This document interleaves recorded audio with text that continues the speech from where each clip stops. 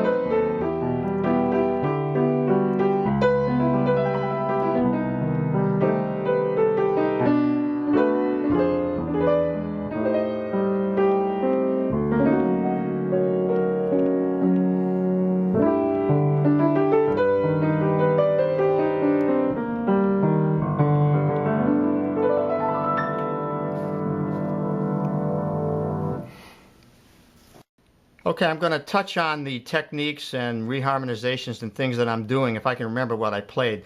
The opening was just an introduction, which I'm playing on the pedal tone. We're in the key of E flat, so the pedal tone will be the 5. 1, 2, 3, 4, 5. So it's a B flat, and I'm doing a 1, 6, 2, 5 progression, which is E flat to C7 to F minor to B flat. But I'm inverting the chords, of course. So like it sounds like that: E flat major 7 to C7 flat 9 to F minor 7 to a B flat 7 flat 9, that kind of thing. And I'm repeating it here. Now I go to the melody now, and I double it with in the left hand, which is kind of like what they call a locked hands routine, where we're doubling the melody. And the chord is played here with these fingers and melody here. So we have, then the chord changes to a G flat diminished there now. And I was alternating that melody rhythmically with the left hand like this. Then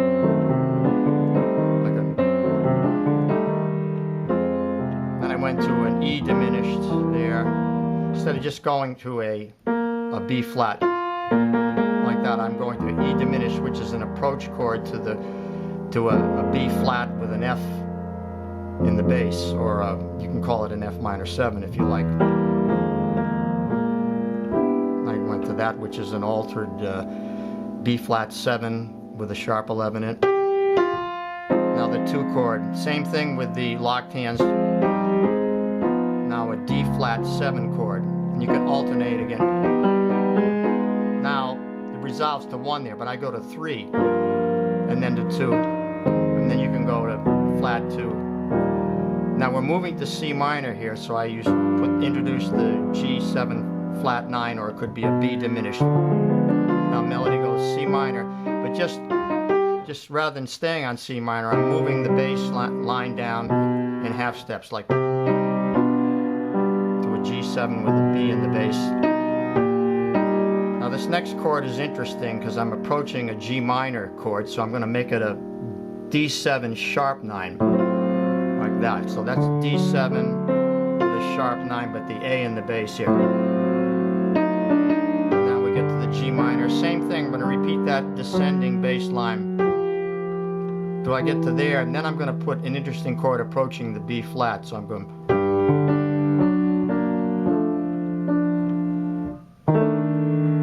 that, which is same thing again. It's sort of like an F.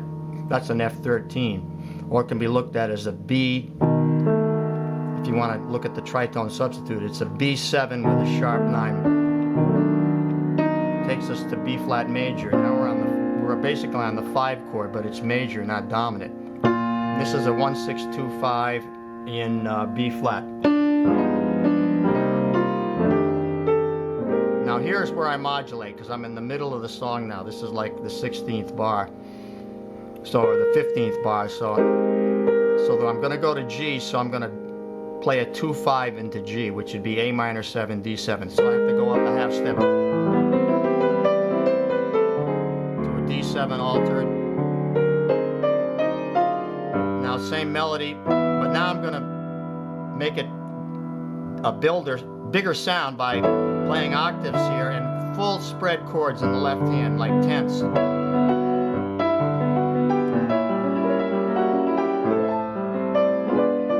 Basically, I'm using the same chord progression in terms of what I talked about before, but now I'm building it into a larger sound with using octaves and spreading everything out. A little bit of arpeggiated chord motion here.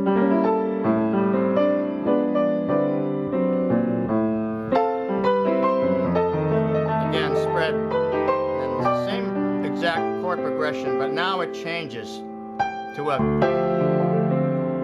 5 chord in G, but minor, because it's 2-5 into the 4. I do some kind of a run. That run there is, I'm playing a G7 altered, so I'm doing this like a, if you're into scales, that's like a super locrian, but I won't explain that now, it's too complicated, but it's that scale. We're in the 4 chord now. Flat 5, because it's moving into E minor, and then it descends. This is a beautifully conceived melody and chord progression to a C half diminished, and then a C minor with a major 7, taking us to the 3 chord, which is B minor. And now it's just a cycle of fifths. B minor 7 to a 2 chord, but in half diminished form. So it's an A minor 7 flat 5. And there I just go to the D7, but I alter it by adding a augmented 5th. And of course that's a flat 9 there, but there's the flat 9 there, and a major 7 there. So it's a little radical sound there. And then I went just to a 6 chord minor. I mean a 4 chord minor 6. So that's a little complicated to explain all those details, but if you could follow it, let me know. And if you learned something from it, I'd appreciate it if you comment. Thanks so much, and I hope you enjoyed this. See you next time. Bye-bye.